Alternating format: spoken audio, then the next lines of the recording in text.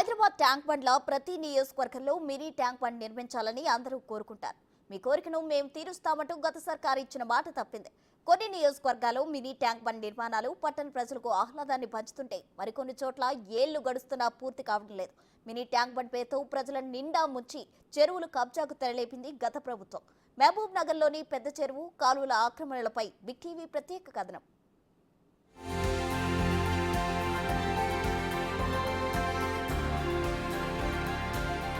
ప్రకృతి ఒడిలో ప్రశాంతమైన వాతావరణం,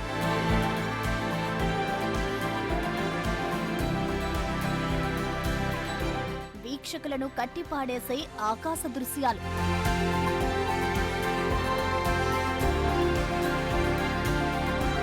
ఇవాల్టికి సెలవంటూ ప్రతిరోజు అస్తమించే సూర్యుడు,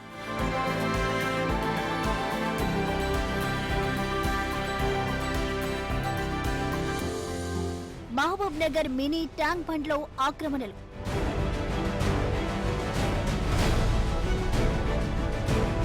కబ్జాలకు గురై ఆనవాళ్లు కోల్పోయిన కాలువలు,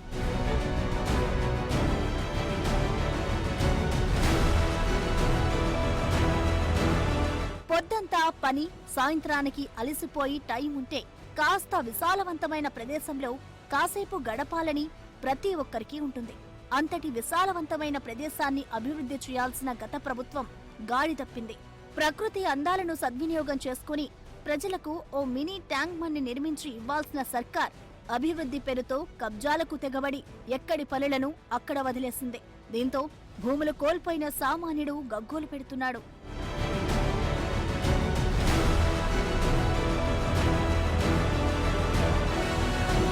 మహబూబ్ నగర్ నడి ఒడ్డున ఉన్న చెరువును పెద్ద చెరువు అని పిలుస్తారు. గతంలో ఈ పెద్ద చెరువు 116 ఎకరాల్లో ఉండేది. పట్టణానికి చెందిన మురుగు నీటితో పాటు చుట్టుపక్కల ప్రాంతాల వర్షపు నీరు ఈ చెరువులోకి వచ్చి చేరేది. వర్షాకాలం వచ్చిందంటే చాలు చెరువు చుట్టుపక్కల ప్రాంతాల ప్రజలు బిక్కుబిక్కుమంటూ గడిపేవారు.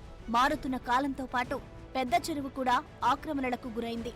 166 ఎకరాలున్న పెద్ద చెరువు 54 ఎకరాలకు కుదించబడింది. బీఆర్ఎస్ నాయకులు అధికారంలో ఉన్న సమయంలోనే ఈ చెరువు ఎక్కువ శాతం కబ్జాకు గురైందనే ఆరోపణలున్నాయి.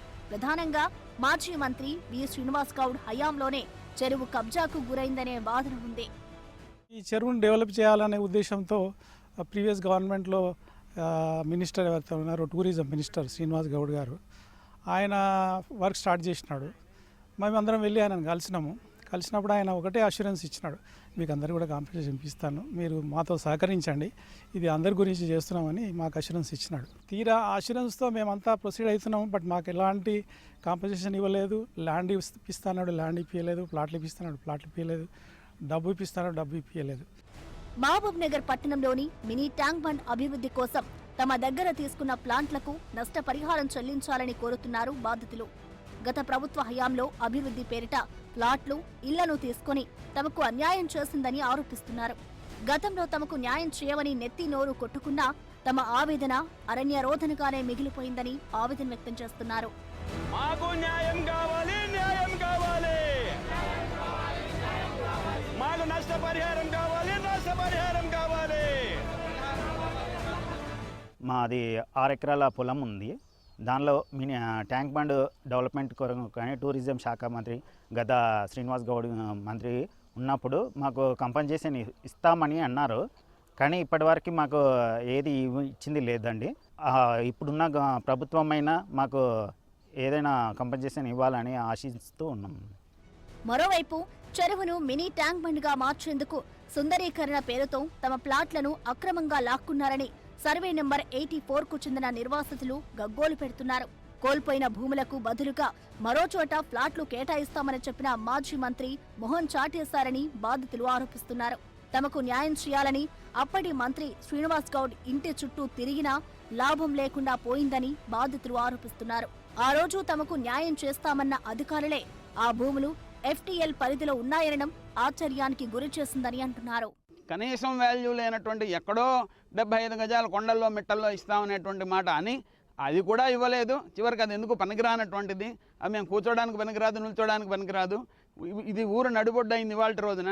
ఇటువంటి వాల్యుబుల్ ల్యాండ్ని వాళ్ళు గ్రాప్ చేయడం జరిగింది. దీని చుట్టూరా ఉన్నటువంటి వాళ్ళకేమో పర్మిషన్స్ అవి ఇచ్చారు. వాళ్ళు హోటళ్ళు స్కూళ్ళు, రిసార్ట్స్ వగైరాలన్నీ కట్టుకోవడం జరిగింది. మా పరిస్థితి ఏమో ఇట్లా అన్యాయం అయిపోయింది. శ్రీనివాస్ గౌడ్ గారు ట్యాంక్ బండ్ డెవలప్ చేస్తామని చెప్పి మమ్మల్ని ప్లాట్లు అడిగిండు. మేము ప్లాట్లు ఇవ్వమని చెప్పినాము. ఇవ్వమని చెప్తే దౌర్జన్యంగా మా భూములలో రోడ్ వేసేసిండ్రు. ట్యాంక్ బండ్ కట్టేస్తున్నారు. ట్యాంక్ బండ్ కట్టేసానంటే మేము పోయి అడుగుతానంటే మీరు అది సికం భూమి, మీరు ఏం చేసుకుంటారో చేసుకోపోండి అని చెప్పిండు. అయినా గత బీఆర్ఎస్ ప్రభుత్వం మమ్మల్ని మోసం చేసింది. ఈ ప్రభుత్వం అని కాంగ్రెస్ గవర్నమెంట్ వచ్చింది కదా, ఇప్పుడు మాకు న్యాయం చేయాలని మేము సీఎం రేవంత్ రెడ్డి గారిని రిక్వెస్ట్ చేస్తున్నాం మేడం. దీనితో పాటు సర్వే నెంబర్ 58, 59లో సైతం తాము ప్లాట్లు కోల్పోయామని, 30 ఏళ్ల క్రితం కొన్న భూములను అభివృద్ధి కోసం అడిగి ప్రత్యామ్నాయంగా వేరే చోట ప్లాట్లు ఇస్తామని చెబితే నమ్మి గుడ్డిగా మోసపోయామని బాధితుల గగ్గోలు పెడుతున్నారు. ఇదే సర్వే నెంబర్లో నిర్మాణమైన స్కూళ్లను, బస్ డిపోకి రాని FTL సమస్య మా భూములకు ఎలా వచ్చిందో చెప్పాలని డిమాండ్ చేస్తున్నారు. ఇదే సర్వే నంబర్స్లోనే బస్ డిపో కానీ, చైతన్య స్కూల్ కానీ, గవర్నమెంట్ జూనియర్ కాలేజీ కానీ ఇవన్నీ కూడా అదే సర్వే నెంబర్లో ఉన్నాయండి. 2014 వరకు FTL లేనటువంటి ప్లేసు ఈరోజు ఈ బీఆర్ఎస్ ప్రభుత్వం వచ్చిన తర్వాత FTL అని చెప్పేసి మార్గం ఏర్పాటు చేస్తున్నారు. మాకు తెలియకుండా మా ప్లాట్స్ అన్ని కూడా ఆక్యుపై చేసుకున్నారు.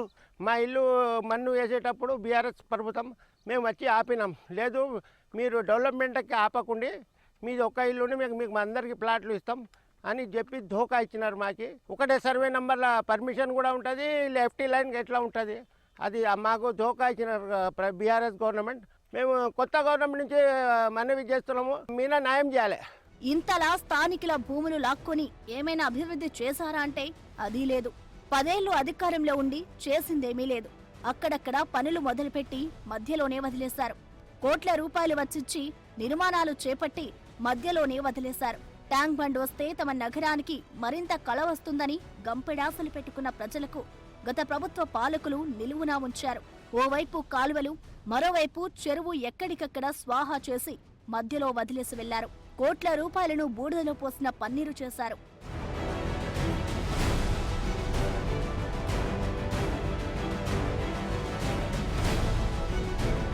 కొత్తగా ఏర్పడిన ప్రభుత్వంపై బాధితులు గంపెడాసలు పెట్టుకున్నారు.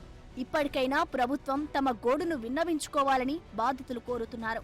మరోవైపు మినీ ట్యాంక్ బండ్ నిర్మాణంలో నష్టపోయిన వారికి న్యాయం చేయాలని ప్రజా సంఘాలు, స్థానికులు కోరుతున్నారు. అటువైపుగా అధికారులు కూడా ప్రయత్నాలు చేయాల్సిన అవసరం ఎంతైనా ఉంది.